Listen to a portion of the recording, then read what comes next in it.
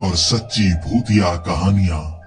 अगर आपको ऐसी ही वीडियोस देखना पसंद है तो हमारे इस चैनल को सब्सक्राइब करना ना भूलें। तो अब बढ़ते हैं आज की कहानी की ओर।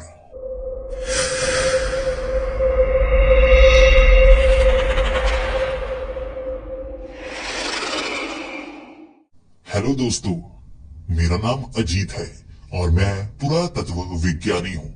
इस समय मेरी उम्र 50 साल है और मैं ये काम पिछले 30 सालों से कर रहा हूँ। जब से मुझे इसकी लत लगी है, बस पुरानी चीजों में मैं खोया ही रहता हूँ। देश और दुनिया में घूमता रहता हूँ और पुरानी चीजें देखकर मेरा मन खुश हो जाता है। भारतवर्ष से ज्यादा पुरानी सभ्यता शायद आपको कहीं देखने को नहीं मिलेगी। कहीं पर भी मिट्टी खोद लो, उसके नीचे कुछ ऐसा मिल जाता है जो रहस्यमय होता है, और उन रहस्यों की गहराई में खोने के बाद बाहर निकलना बहुत मुश्किल भरा होता है। हमारे साथ 5 साल पहले मध्य प्रदेश में जो हुआ था, मैं आज आपको उसकी जानकारी देना चाहूंगा। उस समय मैं सरकारी संस्था के साथ काम कर रहा था, क्योंकि सबसे ज्यादा एक्सपीरियंस्ड मैं ही था। बाकी विदेशों में भी कई खोजें करने के लिए गए हुए थे और हमारी ये 20 लोगों की टीम मध्य प्रदेश के एक मंदिर के पास की पहाड़ी में खोजबीन कर रही थी। माना जा रहा था कि ये पहाड़ी प्राचीन है और ये कुदरती नहीं है, इसे बनाया गया है। मैं इन चीजों पर यकीन नहीं किया करता था। मेरा मानना था मंदिर के नीचे हम खोद सकते हैं, शायद कुछ ना कुछ नया मिल जाए, लेकिन उस पहाड़ी के अंदर खोदने में हमें कुछ नहीं मिलेगा। मेरे कई साथी जो मेटल डिटेक्टर से उसके नीचे की कई चीजों के बारे में जानते थे, उनका कहना था कि नीचे भारी मात्रा में मेटल है, इसी कारण हमें वहां खोजबीन करनी चाहिए। उस मंदिर के नीचे कुछ नहीं था। मेरा मानना था जो शिलापट होते हैं, जो पत्थरों की चीजें होती हैं, वो इस तरह मेटल डिटेक्टर में नहीं आती, और पत्थरों से बनी चीजें धातु से बनी चीजों से ज्यादा कीमती होती हैं। ये मेरा मानना है। पुरानी सभ्यता की जानकारी कीमती नहीं होगी? आखिर उस धातु को ढूंढकर हमें क्या मिलेगा? मान लिया कि सोना भी मिल गया, लेकिन इतिहास की जानकारी थोड़ी ना देगा सोना। असली चीज तो वो है जो हमें इतिहास की जानकारी देती है। कीमती से भी ज्यादा कीमती होती है वो चीज। लेकिन कहते हैं जिंदगी आपको सबक देती है। जब आपको लगने लगता है आप सब जानते हैं, वो आपके सामने आकर कुछ ऐसा बता जाती है, फिर आप सोचते हैं, अरे मैं तो गलत था, ये तो मैं समझ ही नहीं पाया। जब उस पहाड़ी में खोजबीन शुरू हुई थी, मेरी जबान से भी यही शब्द निकले थे। वो पहाड़ी के नीचे खुदाई का काम शुरू हुआ। वहां पहले कुछ पत्थर मिल रहे थे। मेरा मानना था साधारण पत्थर हैं, लेकिन हम जब किसी जगह की खुदाई करते हैं, बड़े आराम से करते हैं। थोड़ा थोड़ा हम खोदते गए। ध्यान दिया हमने, वो पत्थर एक के ऊपर एक रखे हुए थे। कुछ दिनों में हम ये समझ चुके थे ये दीवार थी, ना कि साधारण पड़े हुए पत्थर। यहाँ पूरे के पूरे कमरे बनाए गए थे और ये काफी पुरानी सभ्यता की ओर इशारा कर रहे थे। कितने पुराने हो सकते हैं? हमने ध्यान से देखा तो ये 2000 साल पुरानी दीवारें थी। मेरी आंखें चकाचौंध हो गई थी। अरे वाह, यहाँ मिलेगा जो काम का मिलना चाहिए। तब मुझे मेरे कई पुरातत्व विज्ञानी साथियों ने बताया, उन्हें पहले से इस पहाड़ी पर शक था। मान लीजिए सपाट जगह पर अगर कोई एक साधारण सी पहाड़ी बनी हुई है, हम उसे कुदरती समझकर आगे निकल जाएंगे। लेकिन जो मेरा साथी था ना, वो हर बार कुछ अलग सोचा करता था। उसने कहा, ऐसी पहाड़ी सपाट मैदान पर बनी हुई है, इतनी आसानी से नहीं बनी। हो सकता है यहाँ पहले कुछ बनाया गया हो, उसके ऊपर मिट्टी पड़ती गई और 2000 साल में कोई बड़ी इमारत भी हो ना, उस पर मिट्टी पड़ती जाएगी और वो एक पहाड़ी का रूप ले लेगी। अंदर का पूरा ढांचा तो धंस जाएगा ना, वो भी गल जाएगा, मिट्टी का हिस्सा बन जाएगा। लेकिन हमारा काम है इन परतों को उठाना, रहस्य को सामने लेकर आना। खुदाई करते गए हम। कई दिनों तक हम खुदाई करते जा रहे थे। अगले 3 महीनों में हमने वहां पर काफी खुदाई की। काफी ज्यादा ढांचे मिले, पुराने घड़े मिले थे, पुराने हथियार मिले थे जो 400 से 500 साल पुराने थे। लेकिन हमें 1000 से 2000 साल पुरानी चीजें चाहिए थी, वो मिल नहीं रही थी। एक जगह खोदते खोदते हमारे एक आदमी को काफी ज्यादा चोट लगी थी। दरअसल हम उस पहाड़ी के ऊपर की तरफ आराम से खुदाई कर रहे थे। अचानक जमीन धंस गई और वो नीचे गिर गया। 12 फुट की गहराई में गिरा था। वहां जैसे छत सी बनी हुई थी, वो उसने जैसे तोड़ दी और पुरानी मिट्टी की छत सी थी। वो एक कमरे में गिरा था। अब वो कमरे में तो पहुंच गया था, लेकिन उसकी टांग टूट चुकी थी। उसे वहां से छुट्टी मिल गई। वहां सीढ़ी लगाकर जब हम अंदर गए, वो पत्थर की बनी दीवारें थी, 800 साल पुरानी दीवारें। लेकिन कमाल की चीज, वहां एक और छेद था जो उसके भी नीचे जा रहा था। जैसे ही उस छेद की हम नीचे गए, वहां की दीवारों का निरीक्षण 7 दिनों में हुआ था। वो 1200 साल पुरानी दीवारें थी। कमाल की बात देखिए, वहां एक और छेद। जैसे ही उस छेद से हम नीचे गए, वहां भी एक बड़ा हॉल बना हुआ। देखने में ऐसा लग रहा था ये कोई बड़ी सी गुफा हो, लेकिन चारों तरफ पत्थर और हड्डियां चिपकाई हुई थी। ये कमरा बनाया हुआ था। और वहां जब हमने उसका निरीक्षण किया तो पता चला 1700 साल पुरानी वो दीवारें। ये हलचल मचाने के लिए काफी थी, लेकिन इस खबर को बाहर निकालने से पहले वो एक तरफ बना हुआ छेद, उसके भी नीचे। कहते हैं हर चीज एक पैटर्न में होती है। जिस तरह से हर बार नीचे आते आते हमें एक पैटर्न मिला है कि पुरानी चीज हमेशा नीचे निकल रही है, तो इससे भी पुरानी चीज इसके भी नीचे निकलेगी। एक बड़ी पहाड़ी थी, उसके काफी अंदर तक, हम काफी गहराई तक जा चुके थे। एक और छेद दिखा था और उसके बाद सबसे पहले मैं नीचे उतरने वाला था। जैसे ही उस छेद से मैं नीचे उतरा, वहां भुरभुरी सी मिट्टी थी, बहुत चीजें गल चुकी थी। अंदर बहुत कीड़े थे, बिच्छू मिले थे हमें, लेकिन नीचे फर्श पत्थर का था और कोई छेद नहीं। सामने हमने लाइट्स लगा दी। हम निरीक्षण करते उससे पहले हमें जो दिखा था, उसने हमारी आंखें चुंधिया डाली थी। ये एक बहुत खूबसूरत सा बना हुआ एक कक्ष लग रहा था। जमीन के इतना नीचे दीवारों पर कलाकृतियां थी जो इतने समय बाद शायद खराब हो गई थी। अंदाजा लगाया मैंने, 2000 से 2500 साल पुरानी चीजें होंगी ये, यानी हम इतिहास तक बदल सकते हैं। यकीनन यहाँ काम की चीज मिलेगी। बड़ी बड़ी फ्लड लाइट्स लगा दी थी हमने, बड़े बड़े लोहे के वो पाइप्स लगा दिए थे हमने, ताकि छत नीचे की तरफ ना गिर जाए। अमूमन जब भी गुफाओं में हम जाते हैं ना, कई बार ये गुफाएं धंस जाती हैं और लोग वहीं पर फंसकर मर भी सकते हैं। तो पहला काम तो नीचे पहुंचने के बाद यही होता है कि छत को सहारा देने के लिए चीजें टिकाई जाएं, ताकि कुछ बुरा भी हो जाए हम जिंदा बच पाएं। इसके बाद वहां कोने में एक अजीब सी चीज थी, एक पत्थर का बना हुआ दरवाजा और चारों तरफ बड़े बड़े शिलापट से। इसी के साथ 2 औरतों की मूर्तियां बनी हुई, अर्धनग्न औरतों की मूर्तियां। पुरानी कलाकृतियां लग रही थी और पत्थर वो खराब नहीं हुए थे, साफ सुथरी कलाकृतियां जैसे नई सी ही हो। वो अर्धनग्न स्त्रियों की कलाकृतियां थी और शरीर का नीचे का हिस्सा उन्होंने कपड़ों से ढांक रखा था। वो साड़ी जैसी चीज थी, जबकि ऊपर कुछ नहीं पहना हुआ। उनकी जो चोटी थी काफी लंबी थी, घुटनों तक आई हुई, और चेहरे पर मुस्कुराहट। यकीन मानिए, जिसने भी इन कलाकृतियों को बनाया होगा ना, ऐसी मूर्तियों को बनाया होगा, वो बहुत अच्छा कलाकार होगा। ऐसी कला सच में देखने को नहीं मिलती, असली जैसी लग रही थी वो। अब उन शिलापट्टों पर संस्कृत में कुछ लिखा हुआ था। मैं धीरे धीरे उसे पढ़ने की कोशिश कर रहा था। मेरा मानना था मुझे संस्कृत आती है, लेकिन वो शिलापट्टों के ऊपर लिखा हुआ था विषकन्या। उसके नीचे जो लिखा हुआ, यकीन कीजिए मैं पढ़ नहीं पा रहा। मान लिया मैं संस्कृत का छोटा मोटा ज्ञानी हूँ, लेकिन इतने बड़े बड़े शब्द मेरे सर के ऊपर से निकल रहे थे।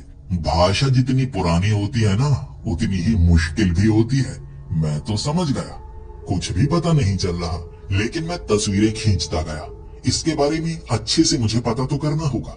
2 दिन तक हम वहां निरीक्षण करते रहे, दीवारों का निरीक्षण, इसी के साथ आसपास पत्थरों का निरीक्षण, उन मूर्तियों का निरीक्षण। हमें काम की चीजें मिल रही थी, लेकिन अभी बाहर बता नहीं सकते थे। जब तक पूरी तरह से तलाशी ना ले ली जाए, सब कुछ पता ना लग जाए, हम रिपोर्ट बाहर नहीं भेजते। इतने महीनों की रिपोर्ट हमने संभाल कर रखी थी। अब समय था दरवाजा खोलने का। वो जितने भी शिलापट थे वहां जो भी लिखा हुआ था वो सब निकाले जा चुके थे। एक बड़ा शिलापट था जो कि उस दरवाजे के ऊपर चिपका हुआ। ये एक पतली सी धातु की पट्टी सी लग रही थी। उस पट्टी के ऊपर कुछ लिखा हुआ और ऊपर संस्कृत का वो शब्द जो मेरी समझ में आ रहा था, बाकी कुछ समझ में नहीं आ रहा। उस शब्द का अर्थ था विषकन्या। बाकी समझने के लिए मुझे उस पर रिसर्च करनी थी। हमारे लीडर को मैंने पहले ही कह दिया, मुझे रिसर्च करना बहुत ज्यादा पसंद है। जितने भी शिलापट हैं उस पर क्या लिखा है पहले हमें वो पता करना होगा, उसके बाद इस दरवाजे को हम हाथ लगाएंगे। ऐसे किसी दरवाजे को हाथ नहीं लगाना चाहिए। हो सकता है दरवाजे के पीछे कुछ बना हुआ हो जो बहुत ज्यादा कीमती हो, हम उसे तोड़ नहीं सकते। फिर कहीं और से छेद करना होगा अंदर जाने के लिए। उनका कहना था तुम्हारे पास 2 दिन है। मैंने कहा 2 दिन? 2 दिन में मैं इतना पता नहीं कर सकता। पुरानी संस्कृत पर शोध करने के लिए कई बार महीनों का समय लग जाता है और उन्होंने कहा था महीनों के लिए हम नहीं रुक सकते। ये बहुत बड़ी खोज है, इससे हमें बहुत कुछ मिलेगा, हमारा नाम बहुत ज्यादा हो जाएगा, हम रुक नहीं सकते। मैं अब उन शिलापट्टों पर काम करने लगा था 2 दिनों तक। विष कन्या के वो पहले शिलापट्ट पर जो शब्द लिखे थे, पहले तो संस्कृत का एक शब्द इतना लंबा होता है, उसे ट्रांसलेट करने में समय लग रहा था। आज जो संस्कृत हम समझते हैं, जो पढ़ते हैं, वो पूरी तरह से शुद्ध नहीं कही जा सकती। कई पुराने ऐसे शब्द हैं जिनका अर्थ आज कहीं पर मिलता ही नहीं। अगर कहीं पुराने शिलापट्ट पर वो शब्द आपको मिल जाए तो उसका सही अर्थ पता करने में काफी समय लग सकता है। आपको ऐसे लोग ढूंढने होंगे जो उसे समझ पाए। और मैं इंटरनेट पर ऐसी चीजों की रिसर्च करने के लिए ऐसे खास लोगों को जानता हूँ। उन्हें मैंने अपने पास बुलाने की कोशिश तो की थी, लेकिन वो और कामों पर लगे हुए थे। तब मैं 2 दिनों तक वो पहले शिलापट्ट पर ही रिसर्च करता रहा था और वहां पर मुझे जो जो जानकारी मिली थी, उस जानकारी से भी उस दरवाजे को खोलने के बारे में ज्यादा पता नहीं लगा। विष कन्या, उस पहले शिलापट्ट की पहली लाइन वो थी और उसके नीचे लिखा हुआ था, ये 2 विष कन्याएं इस दरवाजे की सुरक्षा करती हैं। ये दरवाजा आसानी से खोला नहीं जा सकता। इस दरवाजे के पार जो है वहां किसी को भी हाथ लगाने की आज्ञा नहीं है। पहले शिलापट्ट में मैंने काफी कुछ ऐसा ही ढूंढा। हर लाइन में यही लिखा हुआ था कि हाथ नहीं लगाना है, दरवाजा नहीं खोलना है, अंदर जो है बहुत ज्यादा सुरक्षित है, विष कन्याएं उसकी सुरक्षा करती हैं, ये प्रतिमाएं उसकी सुरक्षा करती हैं। इसके बाद ये संदेश मैंने अपने साथियों तक पहुंचा दिया था। जब उस शाम मैं वहां पहुंचा था तो दरवाजे को खोलने के लिए वो निरीक्षण कर रहे थे। मेटल डिटेक्टर से दरवाजे को देख रहे थे, अंदर से उसकी स्कैनिंग करने की पूरी कोशिशें कर रहे थे। वो एक कैमरा अंदर डालना चाहते थे, एक छेद करके। मैं उन्हें मना कर रहा था कि पहले शिलापट्ट पर ये लिखा हुआ है, बाकी शिलापट्टों को मैं ट्रांसलेट कर तो पाऊंगा, लेकिन वो मुश्किल शब्द हैं, मुझे और समय चाहिए। वो मान नहीं रहे थे। उसके बाद जैसे ही उस दरवाजे के अंदर वो छोटा कैमरा डाला गया, उसके बाद सबसे पहले तो दरवाजे की उल्टी साइड पर वो कैमरा मार के देखना था, वहां कोई काम की चीज तो नहीं। धक्का देकर पत्थर को घसीट कर पीछे तक ले जाना था, उससे वो पत्थर वाला दरवाजा टूट तो नहीं जाएगा। तीसरे ही दिन उन्होंने दरवाजा खोलने का निर्णय ले लिया था और मैं वहां खड़ा उन्हें मना कर रहा। धक्का दे देकर उन्होंने वो दरवाजा खोल डाला। दरवाजा टूटा नहीं, कोई नुकसान नहीं हुआ और सब तालियां बजा रहे थे। अब हम उस कमरे के अंदर जा सकते थे। बड़े बड़े मकड़े के जाले लगे हुए थे, अंदर काफी कीड़े थे। ये चींटियां लगभग 6-6 इंच की थी, जैसे चूहे हों। इसे देखकर भी उन सब के होश उड़ गए थे। ये कैसी चीज है अंदर? वहां कई कपड़े पड़े हुए थे, उन कपड़ों के ऊपर वो बड़ी बड़ी चींटियां जैसे चिपकी हुई। हमें पहले तो ऐसा लगा था ये किसी तरह के रत्न हो सकते हैं, स्टोन हो सकते हैं। अचानक वो हिले और इधर उधर भागने लगे।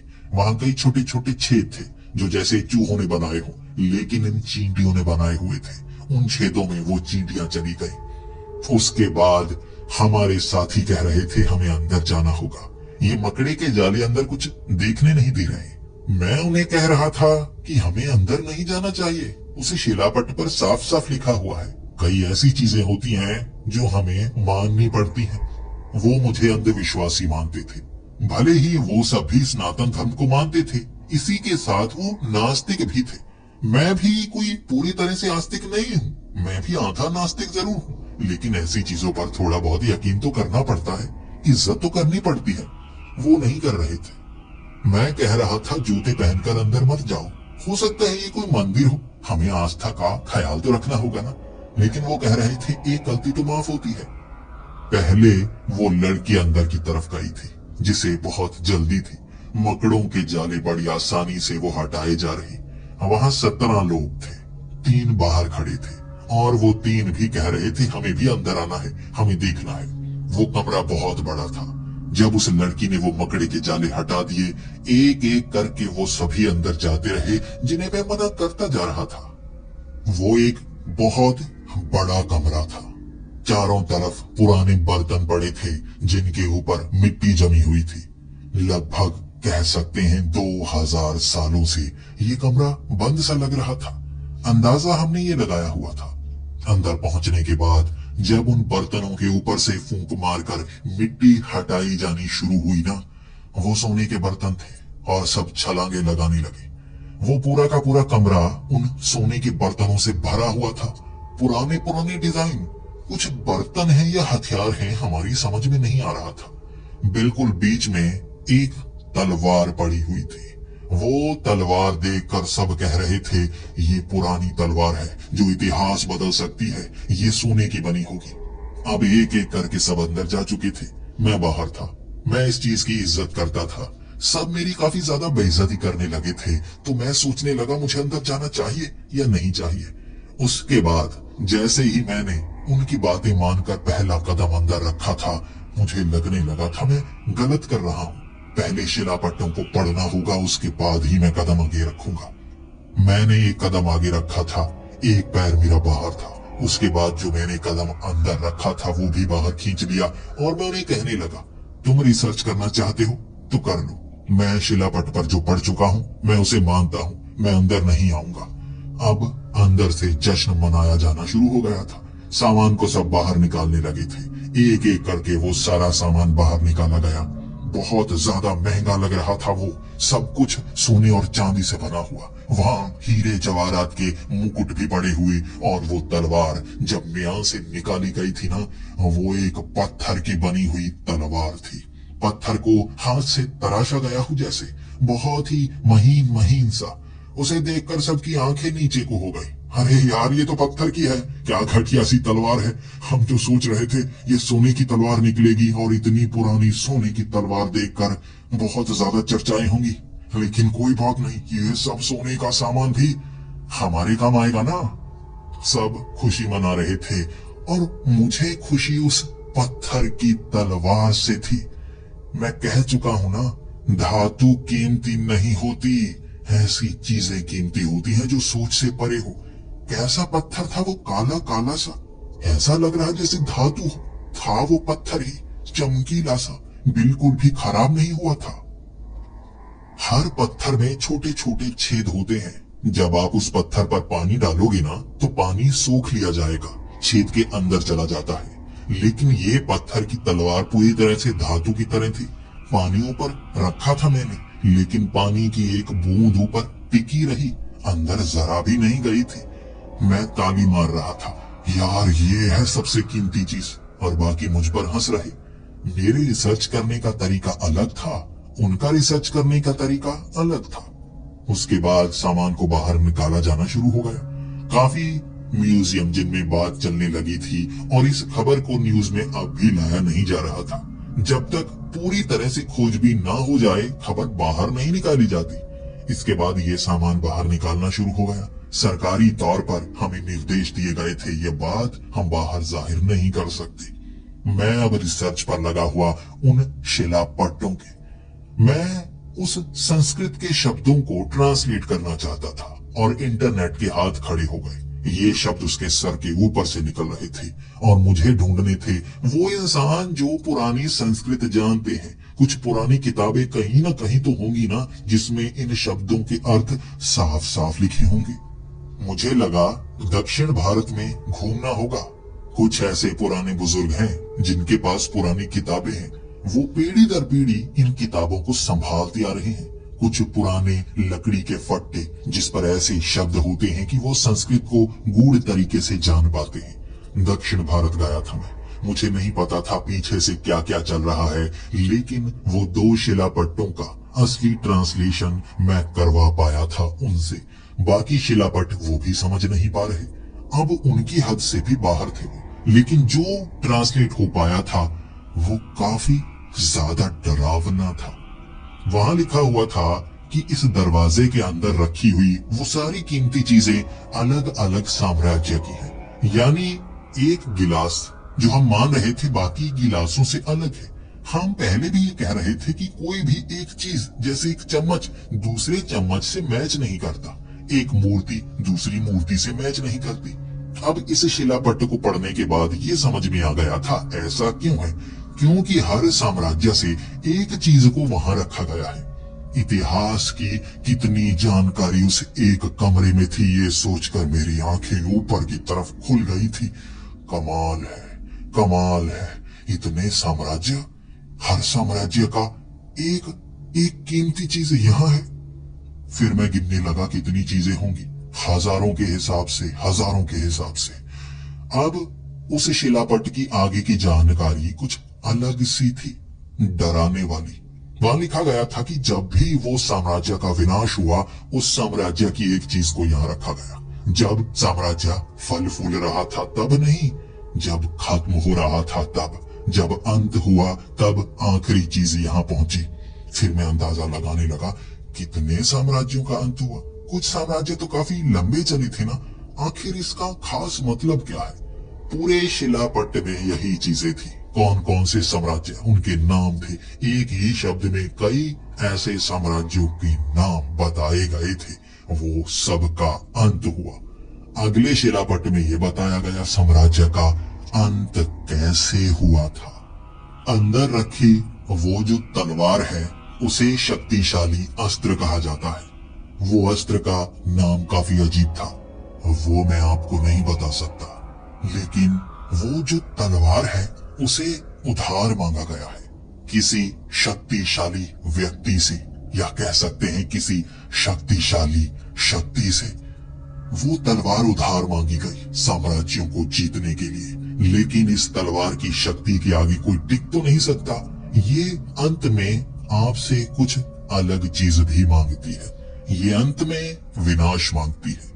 तलवार को उधार मांगने के बाद आप किसी का भी अंत कर सकते हैं। कोई शक्तिशाली से शक्तिशाली भी हो, उसका अंत भी होता है, लेकिन उसके अंत के बाद आपका अंत भी होता है। ये शक्तिशाली तलवार का एक श्राप है। अब ये चीजों के बारे में उस शिलापट्ट में बताया गया था। मैंने अब इन 2 शिलापट्टों पर जो जो पढ़ लिया था वो सब मैं इकट्ठा कर चुका था। जैसे ही मैं वापस पहुंचा, मैं अपने साथियों को ये बताना चाहता था।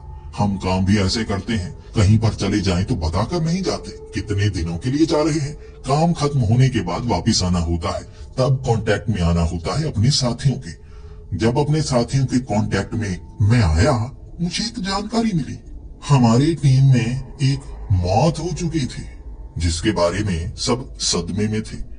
वो लड़की जो बहुत ही अच्छे तरीके से काम किया करती थी, बहुत ज्यादा निडर थी, खुद को आगे रखना पसंद करती थी, वही लड़की ना जो सबसे पहले कमरे के अंदर गई थी, उसकी मौत हो चुकी है। और मौत बहुत अजीब तरीके से, किसी ने उसे जहर दे दिया। जहर देने के कारण वो मर चुकी है। अब ये खबर जब मुझे मिली तो मैं काफी ज्यादा मायूस हो गया था। वो बहुत अच्छी थी, वो निडर थी, बातें काफी बढ़िया तरीके से करती थी, और मेरे भी कई बार उसने काम किए थे। मुझे कभी कभी पैसों की जरूरत रही, क्योंकि हमारी तनख्वाह कभी कभी रुक भी जाती है, तो वो मुझे पैसे दिया करती थी। वो अमीर घर से थी, लेकिन ये काम वो पैसों के लिए नहीं कर रही थी, शौक के लिए कर रही थी। उसकी मौत ने मुझे भी एक झटका सा दिया था, लेकिन ये मौत नहीं, कत्ल था। किसी ने उसे जहर दिया था और पुलिस इन्वेस्टिगेशन करने में लगी हुई थी। मैं भी जानना चाहता था कौन है जो उसे जहर दे सकता है। इस सवाल का जवाब अब तक नहीं मिला था। कई दिन पहले उसकी मौत हो चुकी थी, आज तक उस कातिल को ढूंढा नहीं जा सका। कहते हैं कि वो अपने अपार्टमेंट में अकेली थी, इस खास चीज पर रिसर्च कर रही थी। यानी यहाँ क्या क्या मिला है, ये सोने के बर्तन कौन सी सभ्यता से जुड़े हैं। लेकिन उस रात कोई उस अपार्टमेंट में आया, उसे जहर देकर मार कर चला गया। उसने जरा भी जैसे लड़ने की कोशिश नहीं की, उसे जैसे पता ही ना चला हो। जो जहर दिया गया है वो भी उसके मुंह के जरिए दिया गया। कुछ ना कुछ पीने वाली चीज उसे दी गई, वो पीकर वो मारी गई और उसने लड़ने की कोशिश नहीं की। शायद कातिल कोई अपना था जिस पर वो यकीन करती थी। ये खबर तो मुझे फोन पर ही मिल गई थी जब मैं टीम से मिलने के लिए उस बड़ी पहाड़ी के पास वाले उन घरों में गया। वहां कुछ और नया पता चला। अब ये उससे भी ज्यादा अजीब था। अंदर उस गुफाओं में जो दो मूर्तियां थी, जिसके आसपास बड़े बड़े शिलापट लिखे थे कि विष कन्याएं, वो दोनों मूर्तियां गायब थी। कोई उन्हें चुरा कर चला गया और किसी को पता तक नहीं चला। वहां 7 सिक्योरिटी गार्ड थे जो मंदिर के बाहर वाले इलाके को घेरे हुए थे। कोई रात के वक्त भी अंदर नहीं गया। किसी ने अंदर जाते हुए किसी को भी नहीं देखा। फिर वो मूर्तियां कौन चुरा कर ले गया, और सबको डर ये था कोई सोने की कोई चीज तो चुरा कर नहीं लेकर गया। वहां अंदर ही सोने के वो बर्तन, सोने की मूर्तियां भी पड़ी थी, और गिनती करने के बाद पता चला कोई सोने की मूर्ति गायब नहीं हुई थी, कोई गिलास गायब नहीं हुआ था। वो बड़ी बड़ी भारी मूर्तियां कोई उठाकर ले गया, सोने को हाथ नहीं लगाया। ये एक बहुत बड़ा रहस्य था। उस शाम मैं दोबारा रिसर्च करने के लिए शहर की तरफ गया था, और शहर में जब मैं एक कॉफी शॉप में बैठा हुआ था, वहां एक खूबसूरत सी लड़की बिल्कुल सामने वाली कुर्सी पर आकर बैठ गई। वो एक बड़ा सा गुलदस्ता लेकर आई थी और सामने टेबल पर उसने गुलदस्ता रखा। इसी के साथ उसने एक बड़ी सी डिब्बी रखी थी। शायद उस डिब्बी में कोई अंगूठी थी। हो सकता है वो किसी को प्रपोज करने वाली थी। काफी देर मैं वहां इंतजार करता रहा। मेरा एक साथी आने वाला था। वो सुबह से मुझसे मिला ही नहीं था। मुझे लगा शाम को उससे यहाँ पर मिलूंगा। शाम के वक्त वो यहाँ पर आता है और उसने अपना अपार्टमेंट नंबर नहीं दिया है। वो नहीं चाहता कि दिन के वक्त उसके घर पर कोई आए, और मैंने उसे सुबह फोन किया था शाम को इतने बजे यहाँ पहुंच जाना। वो पहुंचा ही नहीं। मैं वहां इंतजार कर रहा था और मैंने देखा वो लड़की भी किसी का इंतजार कर रही थी। देखने में काफी ज्यादा खूबसूरत, और जैसे जैसे समय बीतता गया मैं ज्यादा दुखी नहीं था। हम लड़के ज्यादा दुखी होते भी नहीं। कई बार हमारे दोस्तों को कोई काम निकल आता है और मैं उसे फोन किए जा रहा था, मेरा दोस्त फोन नहीं उठा रहा था। मुझे लगा साला चला गया होगा कहीं और, पता नहीं मुझे यहाँ पर बिठा रखा है, मैं उसका इंतजार कर रहा हूँ। और वो लड़की धीरे धीरे उदास हो रही थी। पता नहीं मैं क्यों वहां पर रुका हुआ था। अमूमन मेरा दोस्त जब इस तरह से धोखा दे देना, वहां समय पर ना पहुंचे, गुस्से में मैं निकल जाता हूँ। आज जैसे एक अजीब सी आस के साथ वहां बैठा था कि ये जिसका इंतजार कर रही है ना, वो आ जाए फिर निकलूंगा। मैं उसे उदास देख नहीं पा रहा था। इतना मुस्कुराता हुआ चेहरा धीरे धीरे जैसे ढलता सा जा रहा था। 1.5 घंटे बाद मुस्कुराहट उसके चेहरे से गायब हो चुकी थी। मेरी तरह ही वो भी कई बार फोन लगाए जा रही थी, शायद किसी का इंतजार कर रही थी। और एक पल के लिए उसे फोन आया, उसने उठाया। पता नहीं उस 1 मिनट में क्या सुनने को मिला उसे। उसने कुछ बोला नहीं, लेकिन उसके हाथ से फोन जैसे फिसल सा गया। जमीन पर फोन गिरा था और उसके आंखों से आंसू निकल रहे थे, लेकिन वो मुस्कुरा रही थी। मैं देख पा रहा था अंदर से वो टूट चुकी है, लेकिन इतने लोगों के बीच बैठी है ना, इसीलिए मुस्कुरा रही है। अब उसकी आंखों में वो आंसू देखने के बाद मुझसे रहा नहीं गया। जल्दी से मैं उठकर उसके पास जाकर बैठा और मैं उससे पूछने लगा, आपको कोई परेशानी तो नहीं ना? कोई परेशान तो नहीं कर रहा ना? मैं देख रहा हूँ आप कब से किसी का इंतजार कर रही हैं। तभी वो अपना सर झुकाकर कहने लगी, हम जिसका इंतजार करते रहते हैं हर बार वो नहीं आता। कई बार इंतजार इंतजार ही रह जाता है। जब आपको धोखा मिल जाए तो वो इंतजार बहुत लंबा हो जाता है, और शायद अब मैं और इंतजार नहीं कर पाऊंगी। ये गुलदस्ता आपके लिए, और ये अंगूठी भी अगर आप किसी को देना चाहते हैं तो दे सकते हैं। मैंने मुस्कुराते हुए उसे कहा, नहीं नहीं, देखिए इसकी जरूरत नहीं है। लेकिन वो मेरे हाथ में वो डिब्बी पकड़ाकर, वो महंगे वाला गुलदस्ता पकड़ाकर रोती रोती बाहर की तरफ भागी थी। जैसे ही मैंने वो डिब्बी खोली, उसमें हीरे की अंगूठी थी। महंगी हीरे को मैं पहचानता हूँ। ये देखते ही मेरे होश उड़ गए। कोई कितना भी किसी से झगड़ा कर ले, कोई किसी से कितना भी रूठ जाए, लेकिन इस तरह से कोई महंगी चीज छोड़कर नहीं भागता। मुझे